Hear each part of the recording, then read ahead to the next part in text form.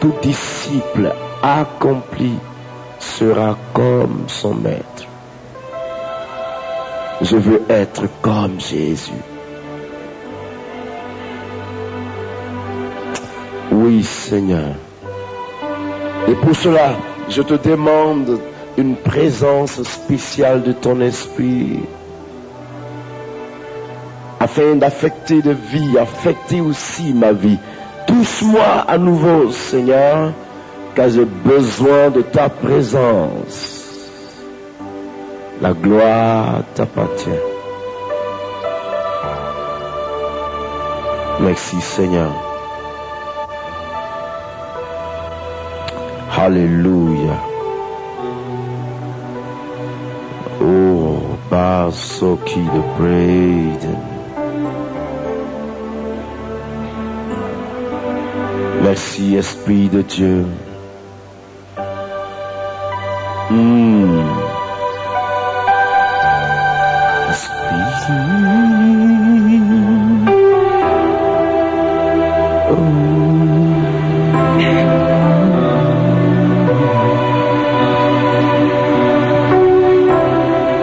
Merci.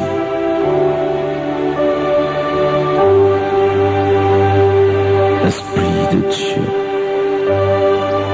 Viens, Esprit de Dieu, c'est le moment, je dis parmi nous, nous avons besoin de toi. Yes, hallelujah, hallelujah. Oh oui, Esprit de Dieu, je dis viens, c'est le moment. Oh, nous avons besoin de toi.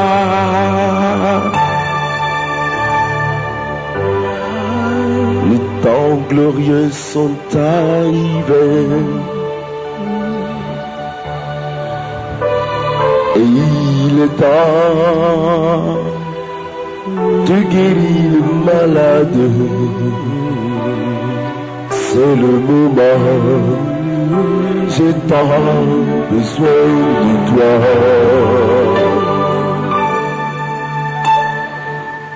Je dis viens, Esprit de Dieu, je dis viens parmi nous, nous avons besoin de toi.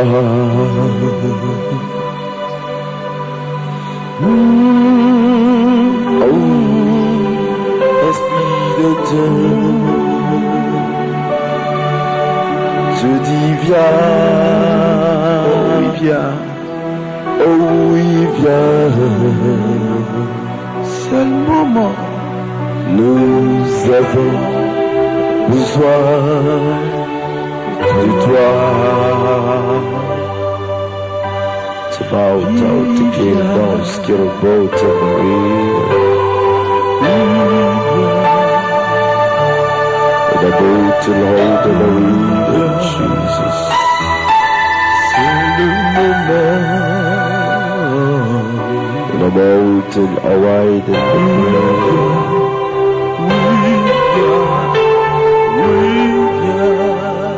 the beat about in the hold and Jesus.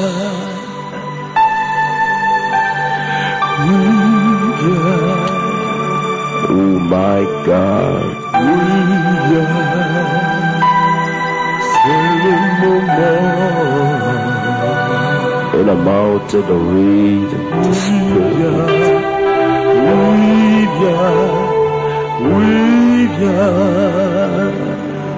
L'Esprit de Dieu est parmi nous, frères.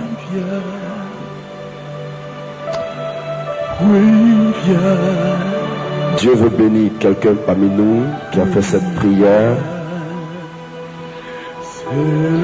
et qui a dit à Dieu, après avoir vu ce que Dieu a fait la semaine dernière,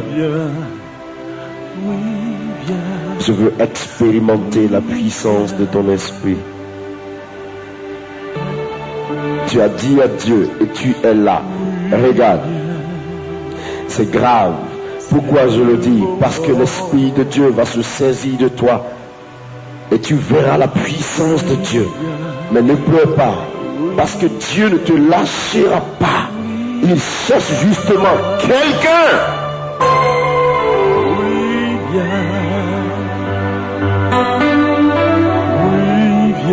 La main de Dieu est sur toi. Je te le dis.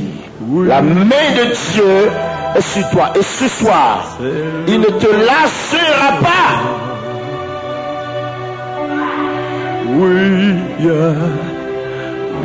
Vous voulez me l'approcher, s'il vous plaît?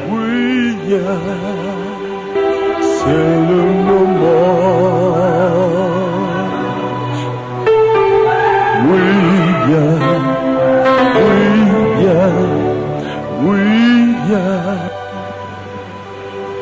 Donc, reçois la puissance du Saint-Esprit. Et je prie que l'Esprit ne te lâche plus jamais de toute ta vie. Aidez-la, déposez-la. Esprit de Dieu.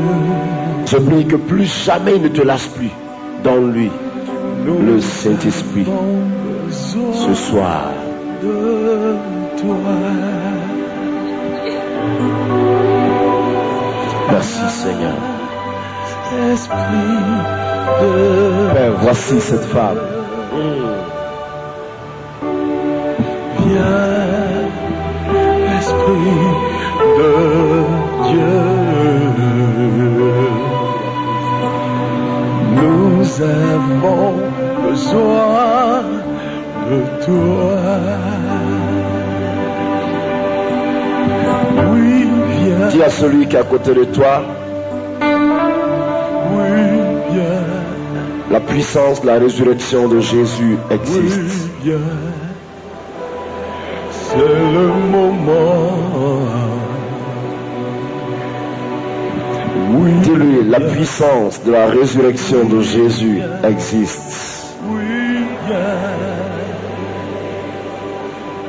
Oui, viens.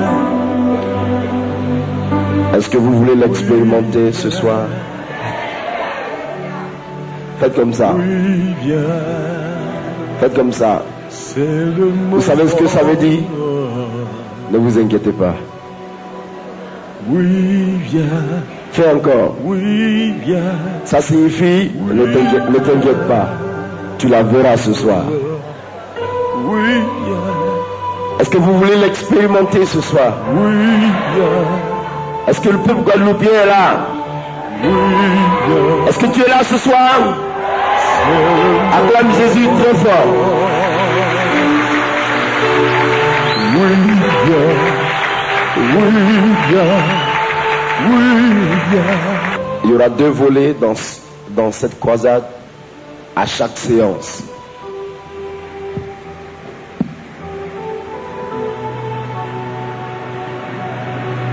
Et il y aura une phase au cours de laquelle l'Esprit va communiquer sa grâce à son peuple et une phase au cours de laquelle Dieu guérira les malades.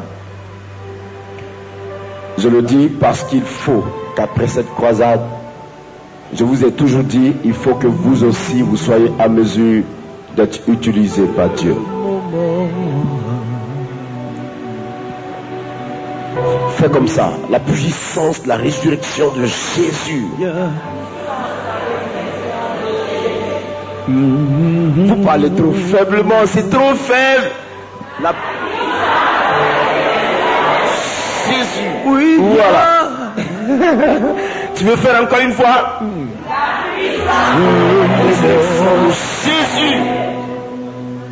Regarde quelqu'un, dis-lui, Jésus est puissant.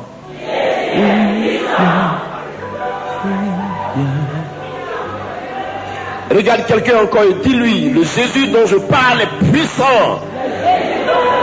Oui,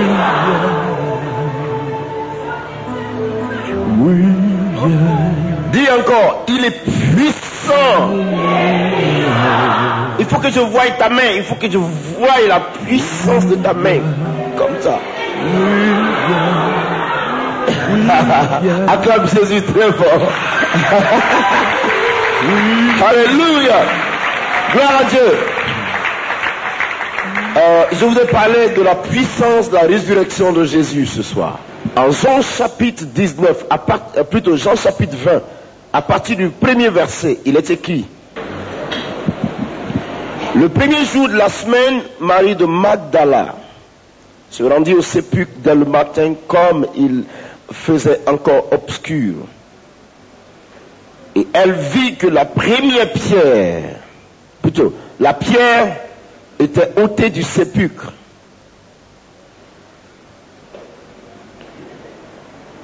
Elle courut vers Simon-Pierre et vers l'autre disciple que Jésus aimait et leur dit: ils ont enlevé du sépulcre le Seigneur et nous ne savons où ils l'ont mis.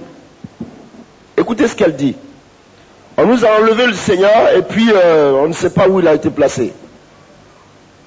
Pierre et l'autre disciple sortis et allaient au sépulcre. Ils couraient tous deux ensemble.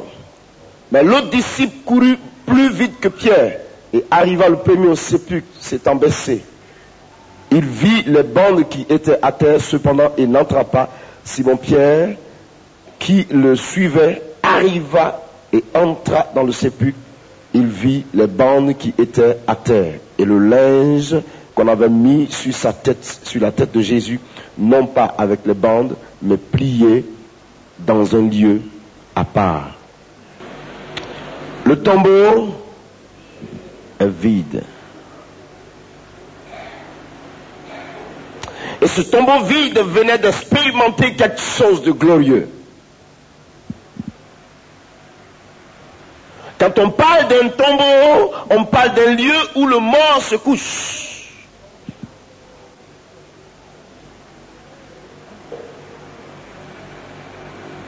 Tenez-vous prêts car l'esprit va descendre ici. Beaucoup de personnes, si vous avez des dons de révélation et Dieu le veut, ce soir vous verrez Jésus. Oui, il va se présenter à vous. Le tombeau est vide. Et quand on dit qu'un tombeau est vide, cela signifie qu'on y avait placé quelqu'un et quelqu'un le n'a pris certainement. Où est-ce qu'il est, le monsieur qu'on avait placé là? On ne sait pas. Le tombeau est vide, il est tôt le matin, il est 6h30, sinon il est 6h moins, mais le tombeau est vide.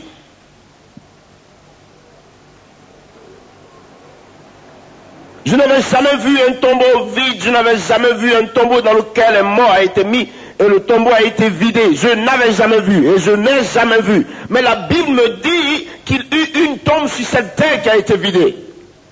La Bible me dit une seule tombe sur cette terre a été vidée. Ça rapporte de qui que ce soit. Dieu va parler aux hommes depuis des générations. Dieu va prendre soin d'avertir l'humanité par rapport à son Fils qui viendrait. Dieu va dire alors aux hommes qu'il viendrait un parmi vous qui serait mon Fils bien-aimé en qui je mettrai toute mon affection. L'humanité va prophétiser par le canal de ses serviteurs. Nous allons assister à Ésaïe prophétiser puissamment sur la naissance du Messie. Nous allons entendre Jérémie, nous allons entendre Osée, nous allons entendre Malachie et tous ces hommes. Même Moïse va parler en disant à Israël, Dieu enverra parmi vous un prophète comme moi. Il vous parlera de la part de Dieu. Écoutez-le. Et le temps va passer et l'histoire de l'humanité va se tracer au point d'arriver à un temps où Dieu mettra 4 siècles sans parler aux hommes. 4 siècles abandonnant l'humanité à sa propre guise. Le péché va monter au comble. À une époque où l'homme était dans l'exhibition totale du péché, à une époque où le péché n'était plus maîtrisable, à une époque où le laisser-aller avec tous était répandu, tout le monde faisait ce qu'il voulait.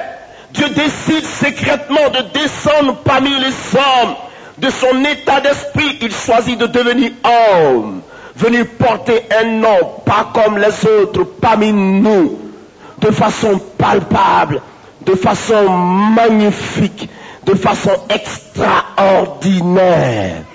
Un enfant nous est né, un fils nous a été donné, la souveraineté reposera sur son épaule. On l'appellera admirable, on l'appellera Dieu tout-puissant, on l'appellera conseiller, on l'appellera Père éternel, et alors Prince de paix.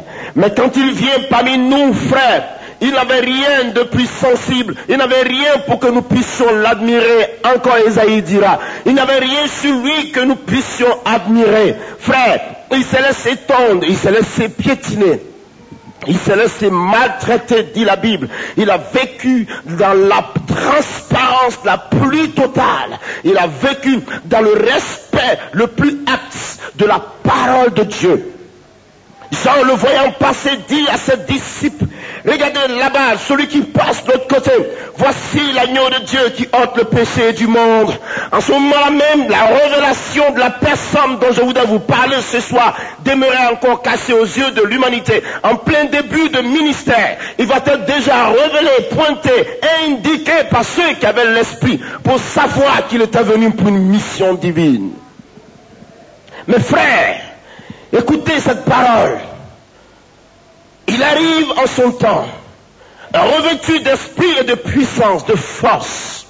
La Bible dit qu'il il exécute la mission divine sans alors regarder par la droite comme par la gauche.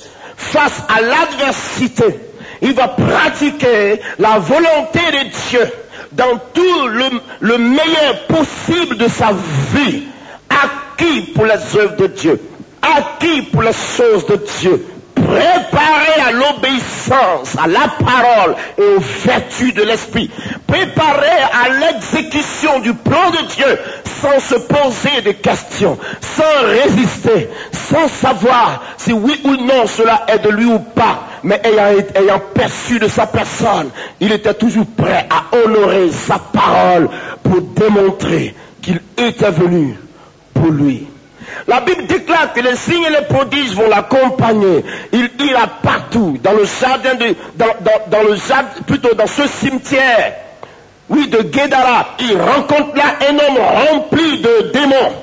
La Bible dit que le démon commençait à parler pour dire, est-ce qu'il est déjà l'heure pour nous torturer? Nous savons qui tu es. Mais il ne voulait pas que les esprits le dévoilent, parce qu'il savait qui il était. Il criait sur eux afin que les esprits se taisent. Oui, frère. Pourquoi? Parce qu'il était reconnu. Parce qu'il n'était point caché. Il était lumière. Il était venu sur la terre pour communiquer la lumière divine, pour communiquer la voix de Dieu, la parole de Dieu et orienter l'humanité au salut du Seigneur. Frère, il n'avait pas besoin de qualificatif pour démontrer la personne qu'il était. Son nom suffisait pour sauver. La Bible dit qu'il n'avait rien pour que nous puissions l'admirer. Vous pouviez le voir parmi vous. Il passait son chemin de la façon la plus simple possible. Mais vous n'alliez jamais penser que celui-là, il a été dit de lui en Colossiens qu'il plut à l'Éternel que toute plénitude habita en lui. Dieu fait homme parmi les hommes. Dieu de son état d'esprit fait homme, chair, parmi les hommes, fils, parce que né de Dieu, né par le Saint-Esprit, conçu par l'Esprit de Dieu, dans le sein de la Vierge fille, pour donner à l'humanité que Dieu n'avait plus rien d'autre à démontrer, mais alors dans sa suprématie, tout était alors possible dans sa préséance pour démontrer au monde la magnificence de son règne, la puissance de sa gloire, l'autorité de sa parole, la puissance de la parole qui sort de sa bouche, parce qu'il compta sur sa droite pour démontrer, créer le monde, il compta sur sa parole pour propulser l'humanité à l'existence, il compta sur sa parole pour apporter lumière et vie à cette humanité. Il n'eut pas besoin de la composition de qui que ce soit, il n'eut pas besoin de la participation de qui que ce soit, il était seul et unique sur son trône, se levant, comptant sur sa droite, pour démontrer que l'humanité pouvait exister par lui, avec lui et de lui, et régner au-dessus de l'humanité, au-dessus du monde, te sauver et réaliser que tu avais besoin de la vie. Et c'est pour cela que par la puissance de sa parole, il se transporte à l'état d'homme pour justifier les hommes que vous et moi nous sommes, pour apporter le salut à vous, à moi, à nous délivrer, nous sanctifier, nous laver, nous nettoyer, nous orienter, nous indiquer le chemin et établir notre rédemption, nous sortir de la mort et nous mettre dans la vie éternelle.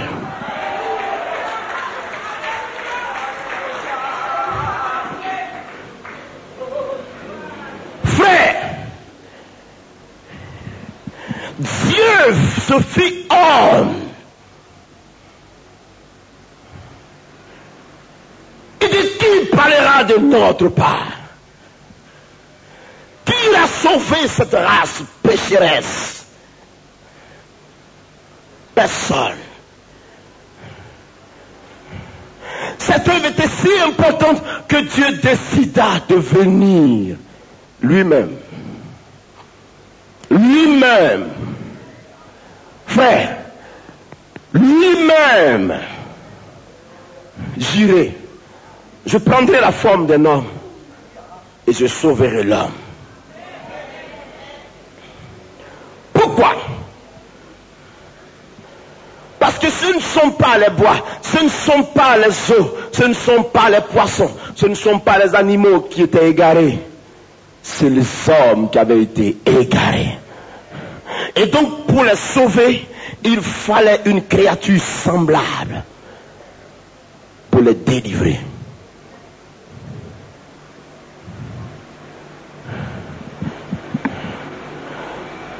Et quand il arriva sur terre, écoutez frère, l'ange rendit visite à la jeune fille et lui dit, je te salue, mais avec révérence.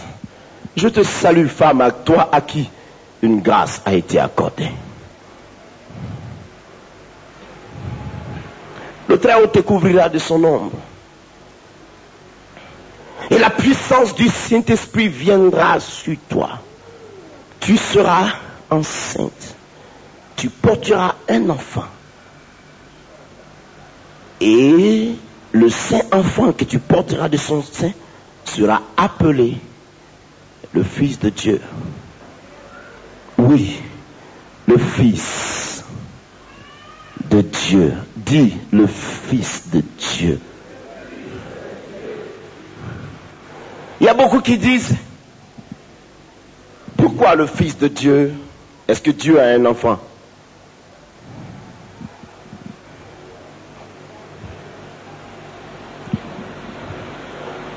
Qu'est-ce que le Seigneur ne pourrait pas démontrer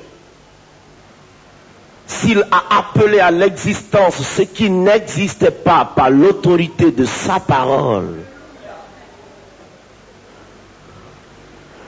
Qui avez-vous déjà trouvé qui soit derrière le vent, l'air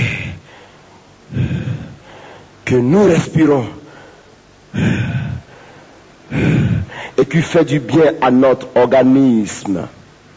Qui a été aussi intelligent pour savoir que l'air devait servir à maintenir notre organisme par le système respiratoire?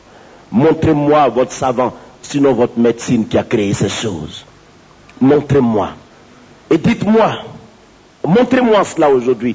Si vous pouvez définir cela, je vous présenterai quelque chose de formidable. Mais si vous ne le pouvez pas, alors écoutez la voix qui sort de ce micro et qui vous indique quelque chose pour la gloire de Dieu ce soir. Il n'avait pas besoin d'être aidé par un homme pour créer le monde. Il a créé de sa propre volonté et de par sa propre décision. Regarde ton organisme. Regarde, tu es un miracle vivant. Tu es un miracle propre. Tu es une magnifique créature. Et cela ne vient pas d'un médecin, ni d'un savant, ni d'un scientifique, mais du décret du plus haut et du très haut Dieu. Avant que tu ne te poses la question de savoir pourquoi Dieu a-t-il un fils, pose-toi la question de savoir pourquoi suis-je créé. Car si il te plaît d'avoir été créé, réjouis-toi qu'il plaît aussi à Dieu que les autres ont été créés. Car s'il te plaît de vivre, réjouis-toi de ce qu'il existe encore plusieurs autres vies en dehors de toi. Et tout cela par le décret d'une seule personne. Il dit dans sa parole, je suis l'Éternel, y a-t-il rien qui soit étonnant devant ma face? Le Saint-Esprit arriva dans le sein de la jeune fille. Et le Saint-Esprit imposa le miracle dans le sein de la jeune fille. Et elle conçut. Et Joseph va se rebeller pour dire, Marie m'a trompé. La jeune fille m'a trompé. Il voulait se séparer d'elle secrètement. Vous savez ce qui va se passer? La parole de Dieu déclare que Dieu va se révéler à lui pour dire, ce n'est pas de ta faute. Elle porte dans son sein le Messie. Prends ta femme avec toi. Frère, il vécut comme jamais homme n'a vécu sur terre. Allant de lieu en lieu, faisant du bien à tous ceux qu'il rencontrait, démontrant la puissance de l'amour de Dieu. Mais alors, il lui était réservé la croix et le calvaire pour nous sauver. Mais écoutez bien, frère, lorsqu'il alla sur la colline, il se transfigura devant eux, devant 3 personnes. Nul ne comprit pourquoi. Pour vous dire que celui dont je parle ce soir s'appelle la lumière du monde. Il est l'éclat. Il est la gloire. Il est la vie. Il est le chemin. Alléluia. Pourquoi est-il le chemin? Parce qu'il n'existe pas un deuxième qui soit aussi magnifique et qui ait supporté le prix qu'il a payé pour nous. Il n'y en a pas, frère. Satan lui-même qui se veut l'égal de Dieu n'a pu franchir le seuil de sa gloire. Sa présence, oui, fait déguerpir les démons dans tous les sens. Et sa parole le conduit à tomber sous l'effet de la gloire de Dieu. Et son regard puissant et attentif, plein d'amour, est une source de vie et communication de bonté, de gloire. Et vous pouvez lire sur son visage combien il est bon et combien il est pour notre salut et pour l'amour qu'il a pour nous. Frère, regardez, observez autour de vous, avec la gloire de Dieu établie parmi nous dans le monde, la nature elle-même témoigne que celui dont je parle est puissant et magnifique. La nature elle-même témoigne que celui dont je parle domine et contrôle et tient le monde entre sa main. Quand je regarde l'étendue des cieux, quand je regarde la mer, quand je regarde le sol qui a émergé au milieu de la mer, à la surface des eaux, la terre qui a émergé, quand je regarde le vent qui souffle, quand je l'écoute, je ne peux pas me passer de savoir qu'il est Dieu, frère. Il est mort pour toi.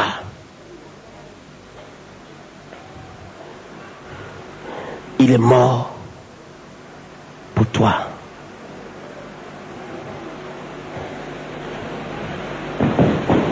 Il est mort.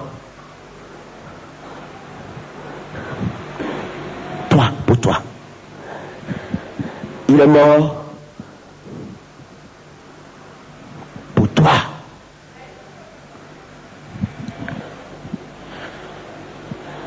Il est mort pour toi. Il n'y a pas deux. Il n'y a pas de trois. Ils ne sont pas quatre. Il n'y a pas 10. Il n'y en a pas 15. Il est unique. Car il n'a pas été arrêté avec qui que ce soit. Personne n'a été arrêté avec lui. Seul. Nul n'a été au poteau de la croix avec lui, crucifié comme il a été. Il a été seul. Seul. Mais pour toi. Pour toi. Sais-tu ce qui s'est passé? Crucifié pour toi, frappé, flagellé. La Bible dit qu'il a pris avec lui nos péchés.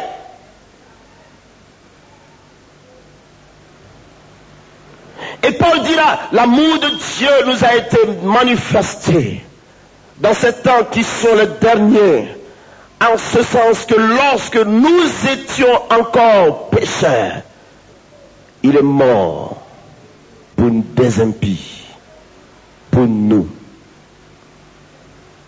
Le plus grand amour que Dieu ait manifesté à l'endroit de l'humanité, c'est d'avoir fait crucifier son Fils, afin que tu vives. Alléluia! Alléluia! Pour que tu vives.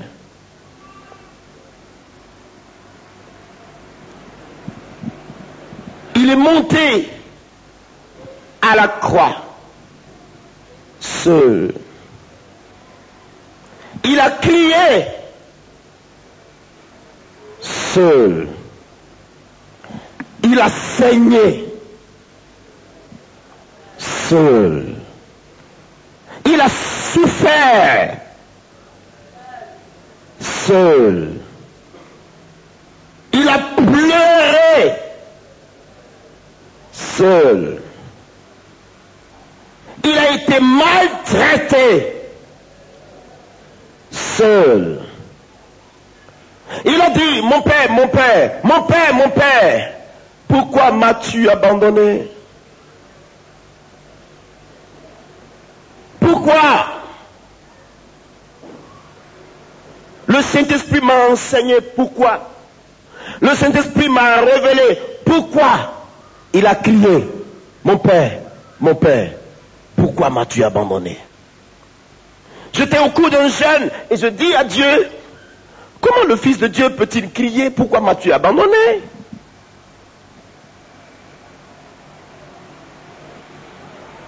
Pourquoi? Je ne comprends pas. Mais quel est ton caractère et tu l'abandonnes? Comment ça se passe? Dis-moi, je veux savoir. Le 7e jour de mon jeûne, l'Esprit de Dieu me dit, ouvre les yeux et comprends si tu as de l'intelligence. Je dis, oui Père, je veux savoir. Et l'Esprit de Dieu m'enseigne. Comment ne voulais-tu pas que je l'abandonne? Écoutez-moi bien. Comment ne voulais-tu pas que je l'abandonne? Qu'est-ce que tu es en train de faire? Je dis, je suis en train de jeûner. Au nom de qui tu jeûnes? Je dis, c'est en son nom que je jeûne. Il dit alors, et tu ne voulais pas que je l'abandonne? Et l'Esprit m'a enseigné que Jésus a été abandonné. Il a crié, mon Père, pourquoi m'as-tu abandonné? Ceci est une véritable révélation. Cette parole est une véritable révélation. Parce que Christ était la vie. Et la vie était en lui. Et la vie est l'esprit. Et la vie est Dieu. Et il a été fait chair. Et il avait en même temps la chair et il avait en même temps la vie. Et il était en même temps chair et il était en même temps vie. Et marchant, c'était la vie qui marchait devant nous et au milieu de nous. Allant où que ce soit, c'est la vie qui arrivait et qui partait. Et Christ, au poteau de la croix, subissant la mort, a été crucifié dans sa chair, souffrant, frère, souffrant dans cette chair. Mais cette chair qui avait été crucifiée avait en elle la vie, c'est-à-dire l'esprit vivant. L'esprit vivant était dans cette chair qui était crucifiée au poteau de la croix. Et tant que l'esprit vivant qui était en cette chair crucifiée n'avait pas encore lâché cette chair crucifiée, si l'esprit ne se séparait pas de cette chair, si l'esprit ne l'abandonnait pas, il aurait fait 10 jours, il aurait fait 15 jours, il aurait fait 20 jours au poteau de la croix, il ne connaîtrait jamais la mort. Mais l'esprit va le lâcher, il va le quitter, afin que la souffrance soit encore empirée dans sa chair. Il va donc souffrir, parce que quand l'esprit est là, qu'on vous flagelle, vous ne sentez pas, parce que l'esprit a amorti tout en vous pour la puissance et la gloire de Dieu. Il fallait l'abandonner. L'esprit va le lâcher. L'esprit de Dieu va le quitter. L'esprit de Dieu va l'abandonner, le délaisser, afin qu'il souffre encore plus, afin qu'il pleure plus, afin qu'il ressente encore plus le poids du péché de l'humanité et qu'il meure dans sa chair et dans sa souffrance, dans l'abandon.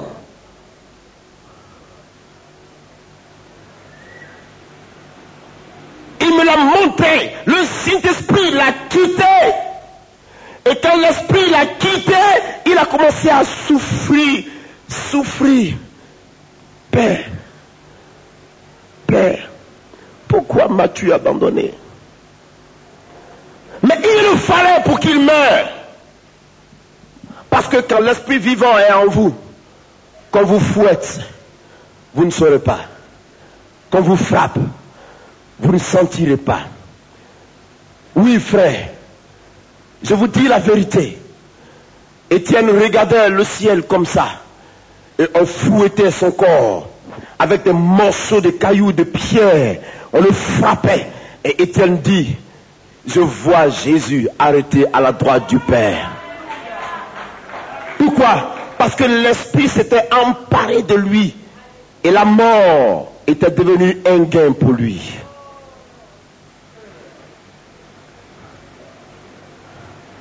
Il a fallu que l'esprit le quitte, et quand il a quitté, le corps est mort. Mais il est mort momentanément parce qu'il y avait un rendez-vous, et le rendez-vous le plus glorieux de tous les temps. Un rendez-vous exceptionnel. Il a eu besoin de le quitter momentanément pour établir notre rédemption. Et quand il a établi notre rédemption, alors son corps mort a été enterré. Pendant que les hommes avaient envoyé la garde veiller sur lui, parce que tout le monde avait dit, on le tient pour prophète. Si on ne garde pas ce corps, les hommes iront le voler, et on nous fera comprendre ici à Jérusalem qu'il est ressuscité. Nous voulons savoir, et nous voulons le voir, et nous voulons le tester. Garde, restez là devant cette tombe et vérifiez, veillez là-dessus. 24 heures sur 24, veillez sur cette tombe. Pendant que les gardes des hommes étaient là, l'heure arriva pour le Saint-Esprit de revenir à ce rendez-vous glorieux dans la profondeur de la terre. Il partit, on le déposa là. Mais je vous dis qu'il alla même pour la rédemption de tous ceux qui avaient été déjà enterrés dans la gloire de Dieu, par la puissance de l'Esprit de Dieu, qui était mort pas comme des martyrs, qui était mort comme par la souffrance de l'évangile. Il est parti sous la terre, et la Bible dit ceci, il alla sous la terre, frère. Vous savez, la révélation de Dieu est telle que dans la profondeur de la terre, il est allé établir une autre rédemption. Il savait que la dernière arme de Satan sur laquelle il comptait, c'était la mort. Or, il n'y avait que dans la tombe qu'on pouvait expérimenter la mort. Quiconque est mort est enterré. Et tous avaient été tenus dans la captivité, dans la mort. Il est parti dans les abîmes de la mort. Il y est descendu. Il est allé frapper la porte à la mort. Il frappe la porte à la mort. Et la mort ouvre la porte, regarde, qui es-tu? Il dit, je suis le prince de la vie. Donne-moi les clés. Donne-moi les clés. Donne-moi les clés. Donne-moi les clés de la vie. Donne-moi les clés de la vie, mort. Donne-moi les clés de la vie, mort. Il les récupère. Il lui arrache les clés de la mort. Il les garde avec lui. Il ouvre la porte lui-même. Et la parole de Dieu déclare ceci. Oui, frère, je vous dis la vérité. Il appelle chacun de ses serviteurs par leur nom. Il appelle tel par son nom. Ésaïe, sors de cette cabane. Oui, Joël, sors de cette cabane. Sortez de cette cabane. Daniel, sortez. Je suis venu vous libérer. Sortez de là. Il va les libérer de la cabane de la mort. Il va les libérer de la mort. Il va les libérer de la mort. Il va les libérer de la mort. Daniel, sortez. Joël, sortez. Osée, sortez. Malachie, sortez. Joël, sortez, vous tous. Je dis, sortez. Abednego, sortez. Shadrach, vous tous, sortez. Sortez. Samuel, sortez, vous tous. Je dis, sortez. David, sortez. Sortez tous de là. Sortez. Vous n'avez pas de place ici. Et maintenant qu'il finit de le libérer, il retourne à sa position. Le Saint-Esprit se lève sur son trône. Il dit qu'il est l'heure du rendez-vous, le rendez-vous de la vie. Et l'Esprit de Dieu descend des cieux. Il descend dans la tombe. Il va visiter le corps. Il va le réintégrer. Il va le ranimer. Il va le réanimer, frère. Il va le toucher. Il va pénétrer en lui. Il va remettre la vie en lui. Jésus est ranimé. Il ressort. Mais alors, ressuscité.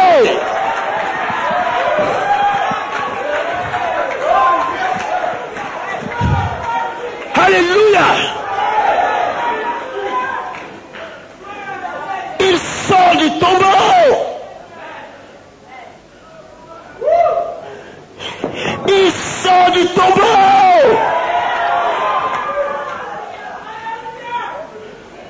Il sort du tombeau, frère. Au mort, où sont tes aiguillons? Au mort, où sont tes aiguillons? Et les morts de Jérusalem ressuscitèrent avec lui en même temps. Tous ceux qu'il avait libérés de la captivité sortirent avec lui. Les tombeaux se sont ouverts à Jérusalem. Je sais comment est-ce qu'il s'appelle. Je le sais, frère. Ce nom est secret pour ma vie. Ce nom est une rédemption pour ma vie. Ce nom est une grâce pour ma vie. Ce nom est une bénédiction pour ma vie. Ce nom est une délivrance pour ma vie. Pour ma vie, frère. Aujourd'hui, il vit en plénitude, un homme investi de tout pouvoir sur la terre comme au ciel. L'Apocalypse dit, il marche parmi les 7 chandeliers d'or, dans sa gloire, dans sa plénitude. C'est lui qui détient le dernier mot, le commencement et la fin. Le Tout-Puissant, le Père éternel, et tous vivent par lui. Tout respire par son nom. Tout existe par lui. Tout a vie par lui. Et quand il marche, oui frère, il n'a pas besoin de la lumière des hommes pour éclairer la cité. La gloire qui sort de son trône éclaire la cité. Il marche. Il est puissant. Il n'est pas comparable. On ne peut pas le comparer. On ne peut pas s'identifier à lui. On ne peut pas le comparer à qui que ce soit. Sa gloire communique la vie. Sa présence apporte la délivrance. Sa parole apporte la libération. Et sa magnificence apporte la grâce, la vie, frère. Je connais son nom. Je sais qui il est. Je connais son nom. Ce nom est puissant. Ce nom est magnifique. Ce nom est glorieux. Ce nom est éternel. Alpha et Oméga, Seigneur des seigneurs, Roi des rois, Dieu tout-puissant, Jéhovah Jireh, Jéhovah Shalom, Jéhovah Rapha, Jéhovah Nissi, celui qu'ont rejeté les bâtisseurs, mais qui aujourd'hui est devenu la principale de l'onde, l'étoile brillante du matin, le rejeton de David, le lion de la tribu de Juda, oui, l'agneau de Dieu qui hante le péché du monde, Jésus de Nazareth, Jésus de Nazareth, Jésus de Nazareth.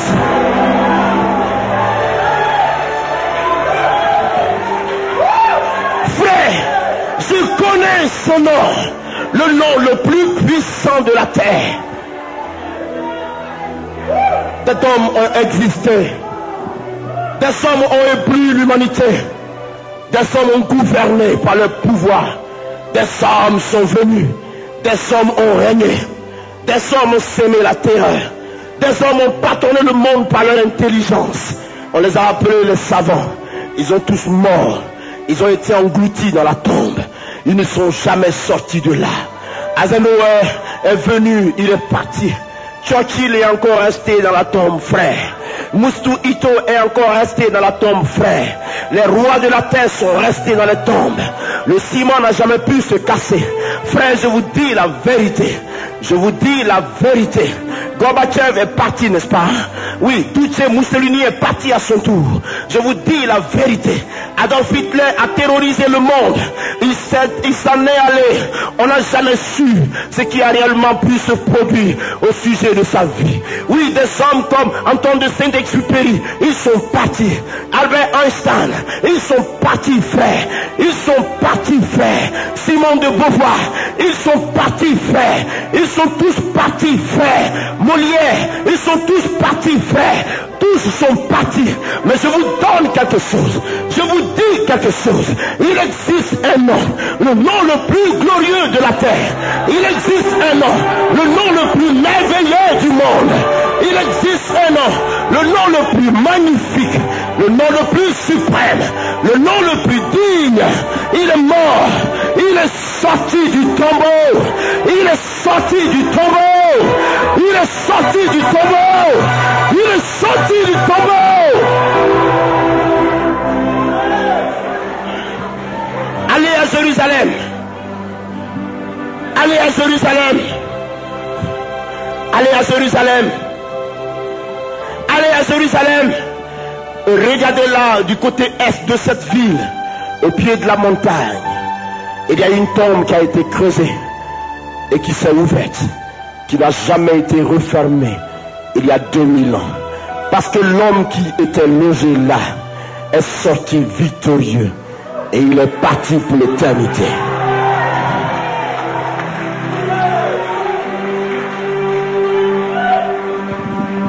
Son nom est puissant.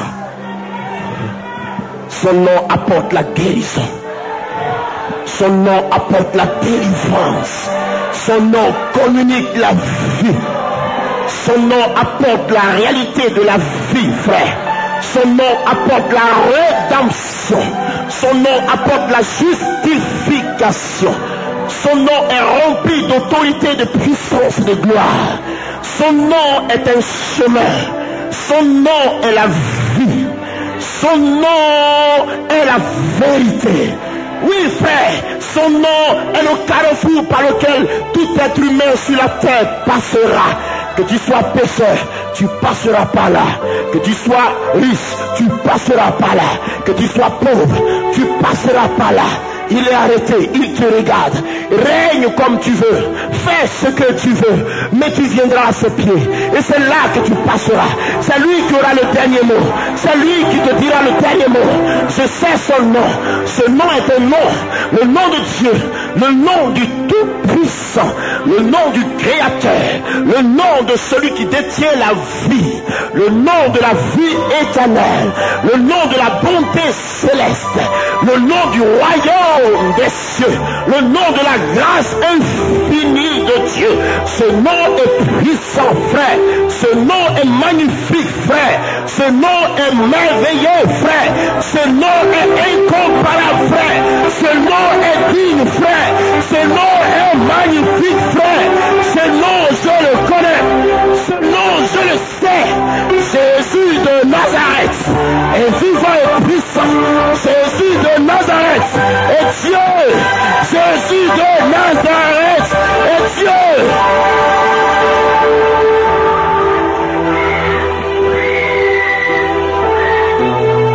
Jésus de Nazareth est Seigneur.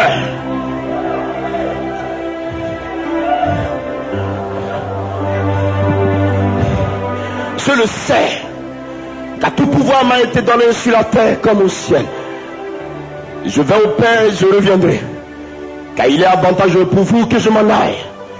Car quand je serai parti et que je vous aurai préparé une place, je reviendrai et je vous prendrai avec moi. Et je m'en irai avec vous, afin que là où je suis, vous aussi, vous soyez.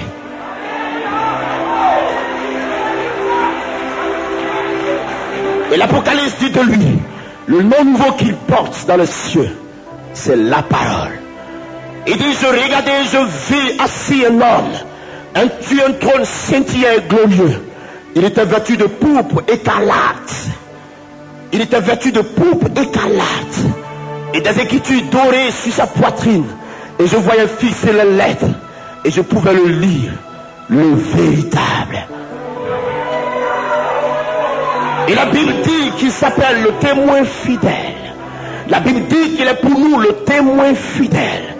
Avez-vous jamais su qu'il existait pour vous un Dieu aussi grand que celui dont je vous parle ce soir? Avez-vous jamais su qu'il existait un Seigneur aussi magnifique que celui dont je vous parle ce soir? Quand il se lève de son trône et quand il ouvre sa bouche, la créature obéit.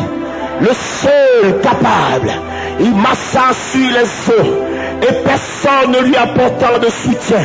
Il marcha sur les eaux allant vers les disciples, comme si l'eau était une surface solide sous ses pieds. Il marcha sur l'eau pour démontrer sa suprématie par rapport à la nature. Il marcha sur l'eau.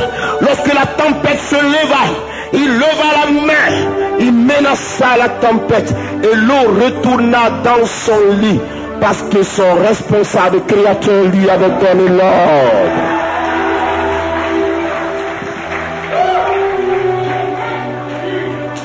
Je ne vous parle pas d'un semblant de Dieu.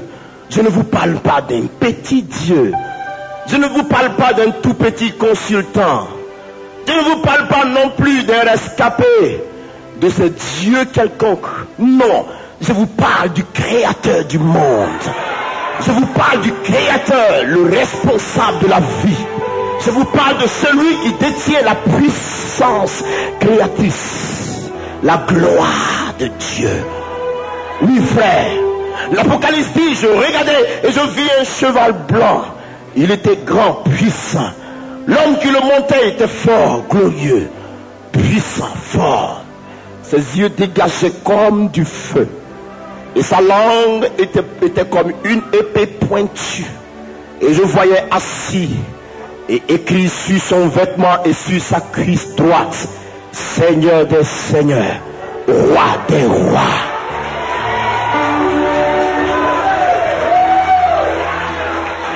C'est de ce Dieu-là que je suis venu vous parler ce soir, frère.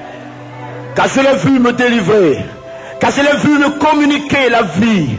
car je l'ai vu prendre ses responsabilités pour sauver quiconque appelle au secours à son nom. Et celui qui invoquera le nom du Seigneur dans ces temps qui sont les derniers, celui-là sera sauvé. J'ai un avocat. Et mon avocat est formidable. J'ai un avocat. Et mon avocat s'appelle le roi de la vie. J'ai un avocat. Et mon avocat connaît mes défauts. J'ai un avocat. Et mon avocat prend soin de moi. J'ai un avocat. Et mon avocat s'appelle Jésus de Nazareth. J'ai un avocat. Et mon avocat, c'est le Christ. Mon avocat, c'est le Christ, frère. Il est vivant pour toujours. La Bible dit qu'il n'est pas mort. Il est ressuscité. Il vit éternellement. Il vit pour les siècles des siècles. Et nul ne saura se comparer à lui. Il donne l'ordre et la créature obéit. Il donne l'ordre et la nature se soumet à lui. Il marche et tout tremble devant de lui. Les anges se prosternent devant sa face pour l'adorer. Saint, Saint, Saint est le Tout-Puissant, le Dieu, le Créateur, le Saint des Saints, le Roi des Rois. Frère, l'Apocalypse dit qu'il est assis, il supervise tout, il patronne tout, il a tout en ses mains. La vie, c'est lui. Christ est la vie. Voici pourquoi je donnerai raison à Paul qui dit Christ est ma vie et la mort m'est un gain. Qui as-tu choisi? Quel est ce temps que tu perds? Qui as-tu choisi? As-tu déjà vu un autre Dieu qui soit à mesure, qui soit à la hauteur de celui dont je te parle ce soir? Y a-t-il un autre qui soit capable? Même les gars des affaires de la Guadeloupe ne parviendront jamais à toucher au seuil de la puissance de sa présence. Vivant il est. Vivant il est. Vivant il est. Vivant il est. Puissant il est. Magnifique il est. Roi il est. Je veux saluer sa majestueuse présence. Jesus Christ. Je veux saluer sa majestueuse présence et avec révérence. Tu es honoré, Seigneur. Tu es honoré, mon Père. Tu es honoré ce soir. Tu es glorifié. Je veux dire à sa justice, à sa présence, qu'elle est si magnifique que je n'en ai pas vu ailleurs. Merveilleux Seigneur. Dieu, Alpha et Oméga. Son nom guérit. Son nom guérit les malades. Son nom libère. Et son nom communique la vie. Son nom apporte la paix. Et son nom est la solution. Et son nom détient la grâce. Et son nom est la puissance de Dieu. Le nom de Jésus chasse les démons. Le nom de Jésus ouvre les portes. Le nom de Jésus communique la grâce. Le nom de Jésus de Nazareth apporte la liberté, apporte la bonté de Dieu, la justification, la sanctification, la gloire et la plénitude. Jamais un nom n'a été comme ce nom, frère. Jamais un nom n'a été au-dessus de ce nom. Vous direz ce soir au nom de Kakou Sévérin et vous repartirez à la maison sans avoir reçu quoi que ce soit. Parce que je suis mortel. Mais celui dont je vous parle a vaincu la mort. Et il est sorti du tombeau. Et il vit éternellement. Quand vous direz ce soir, au nom de Jésus, vous verrez la gloire de Dieu.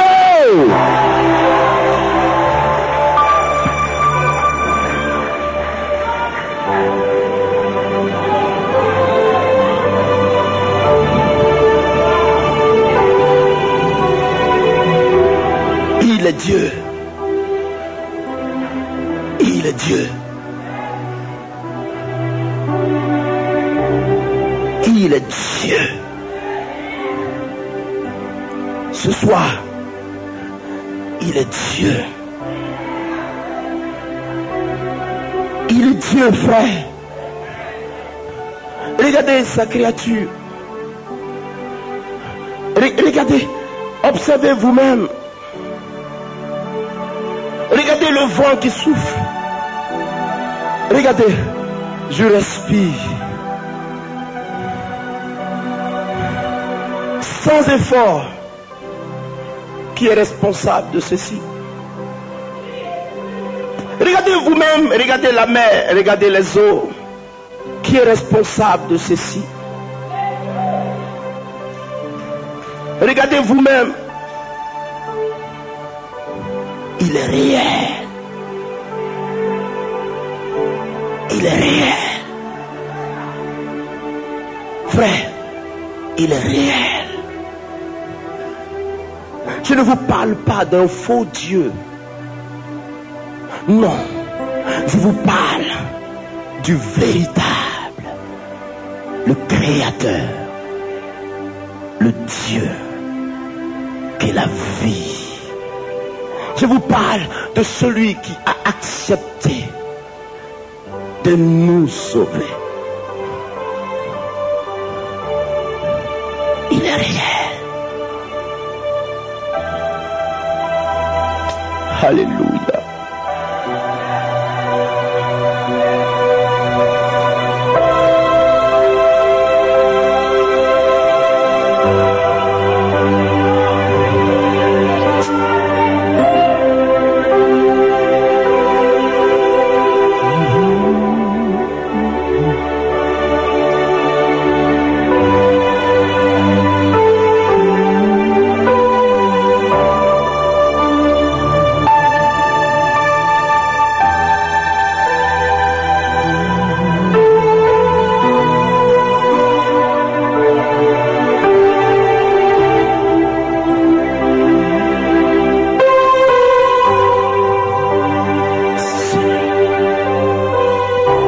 Je veux te rendre grâce. Soutien. Comment ne pas t'adorer, Jésus? Oh oui, comment ne pas te louer, Seigneur? Comment ne pas le faire? Tu es ma vie, ma vie. Tu es ma force, tu es mon soutien.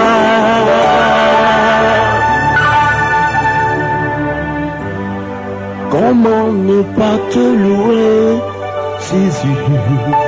Comment ne pas te louer? Comment ne pas t'adorer, Seigneur? Comment ne pas le faire? Tu es ma vie, tu es ma force, tu es mon soutien.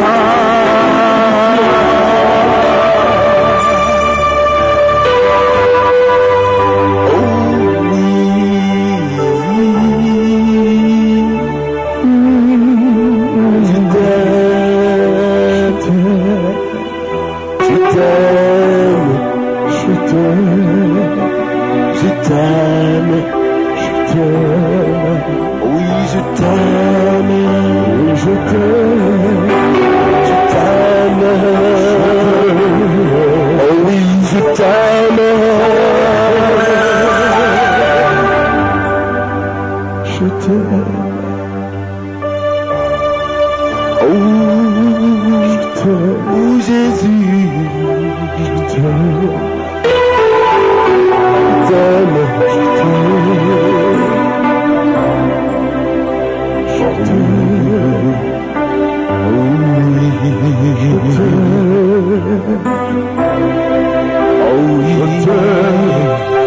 je t'aime. Comment ne pas te louer, Jésus? Comment ne pas te louer? Comment ne pas t'adorer, Seigneur? Comment ne pas t'adorer? Tu es ma vie, tu es ma force, tu es mon soutien.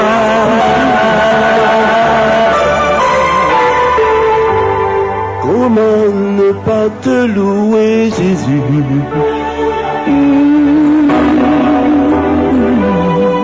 Comment ne pas t'adorer, Seigneur? Oh, tu es ma vie, tu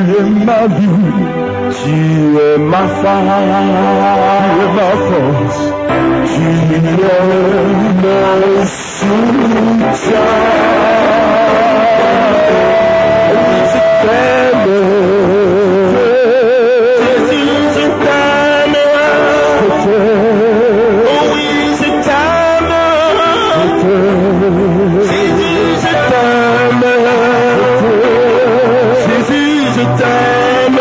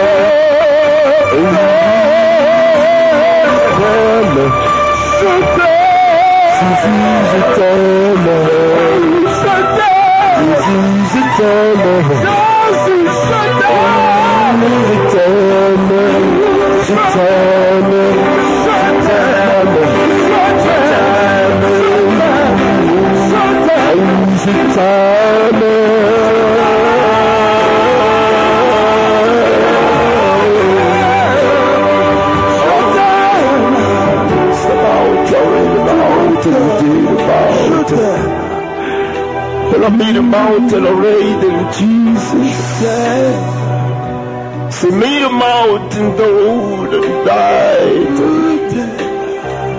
Sakura meet the mountain Doris, kill the boat till arrayed.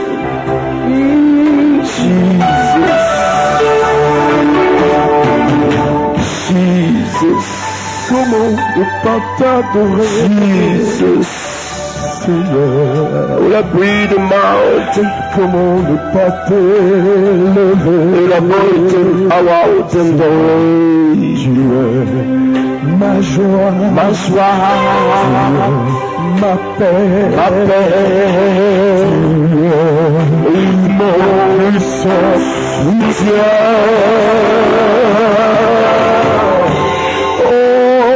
Comment ne pas te chanter? La vie, ma force,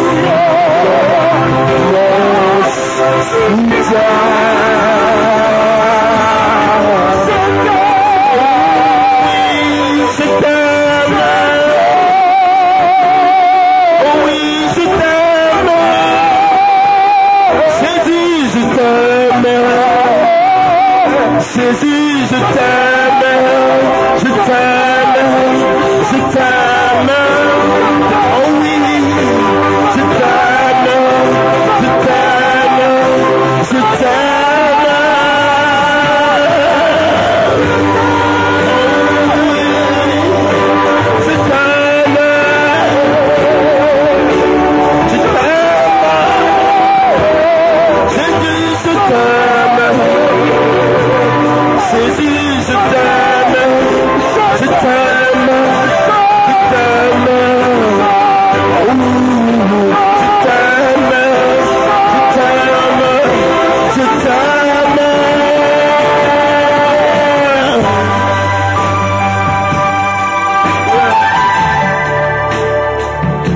Ta présence est magnifique. Ta présence est magnifique. Ta présence est magnifique. Yes. Hallelujah. Un homme est assis ici. Dieu veut donner un nouveau élan à ton ministère. Il t'a accordé le don pour gagner des âmes. Il a dit, tu marqueras la différence. Il a dit, tu connaîtras la puissance de sa présence. Il a dit, le temps est opportun. Il a dit, cette heure m'appartient. Cette heure m'appartient.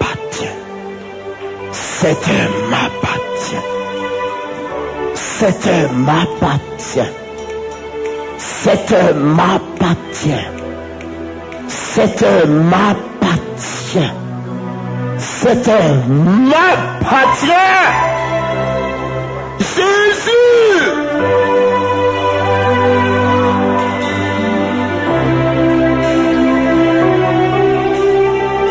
Vous verrez la puissance de Dieu.